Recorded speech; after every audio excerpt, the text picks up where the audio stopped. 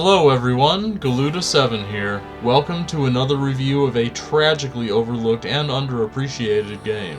I'm gonna put this out there first. The Cyvarrior series is like sake. It's an acquired taste, not for everyone, but if you give it a chance and it clicks with you, you're in for a good time.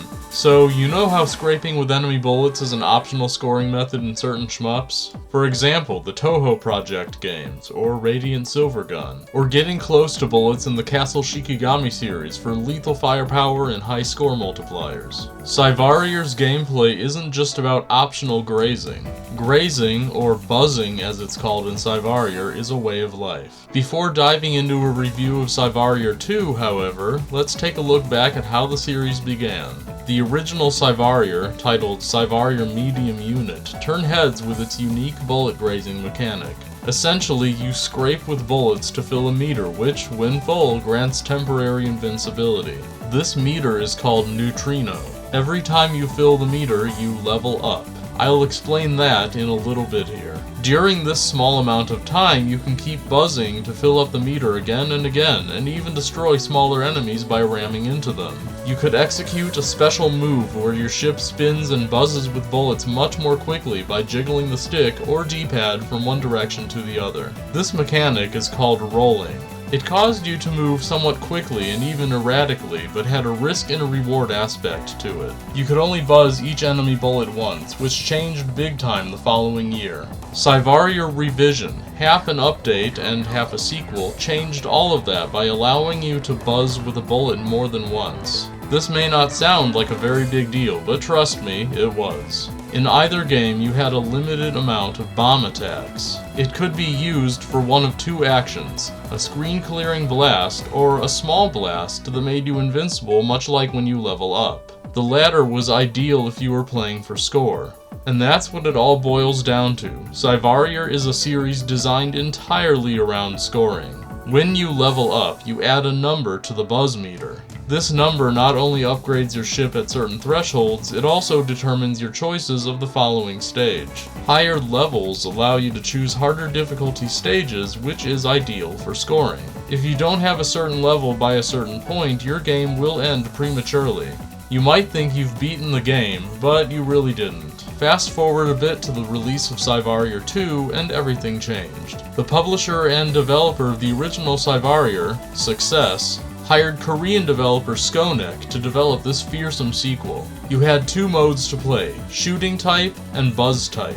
Shooting type, in this reviewer's opinion, honestly felt like an afterthought. You leveled up faster by shooting enemies down rather than by buzzing with their bullets. It's an okay intro to Cyvarrior's gameplay, but it was somewhat unsatisfying. Buzz mode, however, is the heart and soul of what makes Cyvarrior what it is. You leveled up much more quickly by buzzing with enemy bullets than by shooting down their senders. Rolling works differently in comparison to the original. Rather than a singular boost to your movement, your rolling would continue as long as you stayed in motion, allowing for much more precise maneuvers. In either shooting or buzz type, you'll likely spend most of the game rolling, whether you're hugging the edge of the screen or venturing out into the middle for buzz opportunities. Unlike the original Cyvarrior, gaining higher levels won't grant more choices for stages. This time it's a bit more streamlined. Higher levels will give you an easy, normal, or hard version of the following stage, and the higher the difficulty, the more scoring opportunities you'll be presented with. Cyvarrior 2 also brought in a key mechanic, the Neutrino Burst. If you're very close to an enemy when they spit out their bullets, your neutrino meter will fill instantly. On that note, your neutrino meter will fill more quickly when it's green, and much more slowly when it gets into the red. Your meter turns red during boss fights to make them actually challenging. Additionally, there are certain parts of each stage with color-coded orbs. The presence of blue orbs causes your neutrino meter to fill insanely quickly, while the orange-reddish orbs slow your meter to a crawl. At these points in the game, it's ideal to shoot down the orange orbs and leave the blue ones alone, maximizing the speed of filling your meter while they're on screen. Now, on to the quote-quote pros and cons of this game. Cyvarior is not your typical bullet hell game. Instead of speed-killing enemies as soon as they appear on the screen, Cyvarior rewards you for allowing them to shoot off their bullet patterns before canceling their subscription to life, and sometimes even letting them escape and exit the screen. Like I said, it's an acquired taste and designed entirely to be played for score. It is not for everyone. If you want to play it like a typical shmup, just play shooting mode, but you will be robbing yourself of the true Cyvarior experience. You will likely be making an already short game, a full 1 credit clear taking only 20 minutes and making it half that length. Also, unlike the original game's 2-player option, Cyvarior 2 is a single-player experience, but honestly, the mechanics are designed around just that. If you're not playing it for score, I hate to sound like a jerk, but you're doing it wrong. This will turn off many fans of simpler shmups where you just blast everything in sight. You are meant to engage with its scoring system. You are meant to shoot for higher levels and harder versions of the stages. And if you meet the level criteria by the would-be end of the game, you are rewarded, if you will, by an amazing final battle, one which can only be described as a graceful dance, and with very little room for error.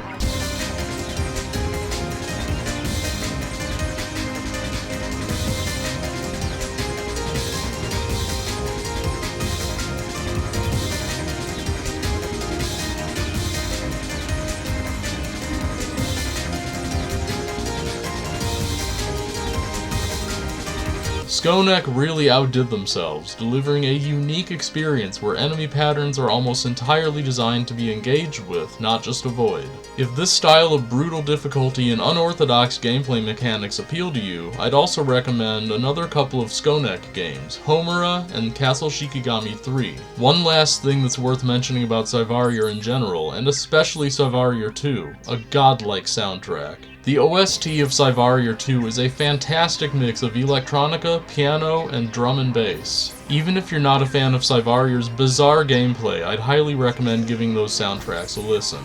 As for which version of 2 is the best, while the Dreamcast version, titled Cyvarior 2: The Will to Fabricate, is arcade accurate, it is literally a straight port of the arcade game. The PS2 version, known as Cyvarior 2: Ultimate Final, is the most complete package. In addition to a per-stage practice mode and a mission mode with specific criteria to meet, the most important addition is a dedicated rolling button, typically assigned to a trigger. The only downside of the PS2 version is the somewhat longer load times, but in my opinion they aren't so bad. If you specifically want a 2-player experience, there's always Cyvarior Delta, which is a remix of sorts of both Medium Unit and Revision. That one is available on PS4 and Switch. It was delisted from Steam for God only knows why.